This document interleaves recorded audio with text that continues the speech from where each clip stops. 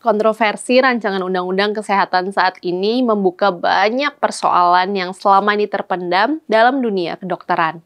Salah satu tujuan utama pemerintah adalah meningkatkan jumlah dan mutu dokter dan dokter spesialis di Indonesia. Makanya, persyaratan proses menjadi dokter dipermudah dalam RUU Kesehatan ini.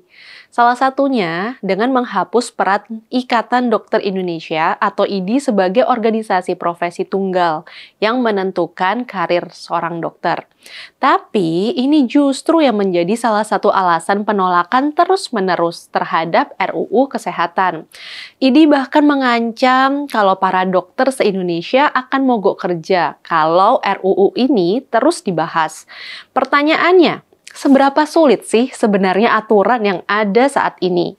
Di berbagai media melaporkan bahwa sama sekali nggak mudah untuk menjadi dokter di Indonesia.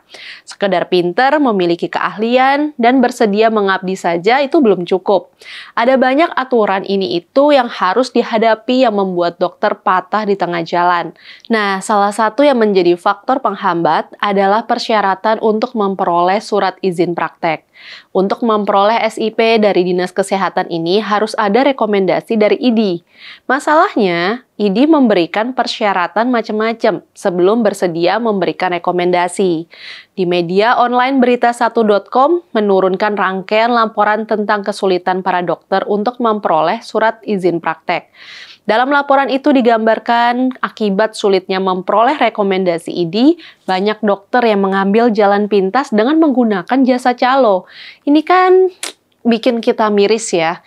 Jadi digambarkan di sana seorang dokter harus mengumpulkan ratusan satuan kredit profesi atau SKP supaya bisa mendapatkan rekomendasi dari IDI. Nah, karena itu seorang dokter harus mengumpulkan SKP dari kegiatan klinis maupun non-klinis, seperti pengabdian masyarakat, penelitian, dan seminar. Jadi si dokter ini dinilai bukan saja dari kemampuannya menangani pasien, tapi juga harus ikut seminar di banyak tempat atau harus bikin penelitian yang menyita banyak waktu. Para dokter di kota-kota besar lebih mudah memenuhi persyaratan ini, karena kan soal akses dan biaya. Nah, seminar-seminar kesehatan tapi lebih banyak dilakukan di kota-kota besar. Karena itu, para dokter di daerah harus mengeluarkan biaya yang ekstra. Mereka terpaksa terbang untuk bisa mengikuti dan biayanya kan ya nggak murah. Isi seminarnya sendiri pun jadi nggak penting. Yang penting para dokter mendapatkan sertifikat keikutsertaan. Karena kesulitan itulah banyak dokter yang akhirnya memilih menggunakan jasa calo. Tuntutan ini semakin besar kalau seseorang dokter mau menjadi spesialis.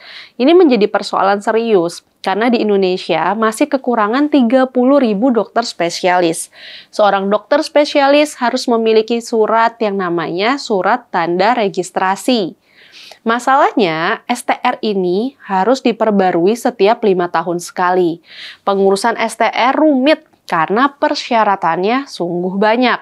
Si dokter harus mencatat dan mengunggah data sertifikat simposium dan seminar, jumlah pasien, penelitian, serta kegiatan sosial yang dilakukannya. Pengurusannya bisa memakan waktu berbulan-bulan. Padahal sang dokter spesialis sudah sibuk kan dengan kegiatan prakteknya yang kadang bukan cuma di satu tempat. Dalam RUU Kesehatan, kerumitan ini berusaha dicegah. Dalam RUU Kesehatan, STR diberlakukan sekali seumur hidup. Tapi lagi-lagi, organisasi profesi seperti IDI menolak ketentuan itu. Ini semua tentu disayangkan. Sebagai sebuah organisasi profesi, IDI seharusnya menjadi organisasi yang menjaga dan meningkatkan martabat profesi kedokteran.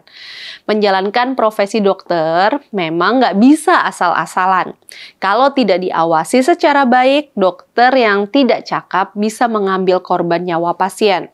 Tapi itu tidak juga berarti IDI layak menerapkan aturan-aturan yang justru menghambat. Persyaratan yang dibuat IDI terkesan mempersulit pelayanan dokter di Indonesia. IDI sudah memonopoli organisasi profesi kedokteran selama puluhan tahun. Sudah saatnya Yuk, kondisi itu diubah. Biarkanlah pemerintah menjadi lembaga regulator, sementara IDI menjadi salah satu dari sejumlah organisasi profesi yang mengembangkan profesionalisme dokter dan tenaga kesehatan. Saya, Rizka Putri Abner, undur diri.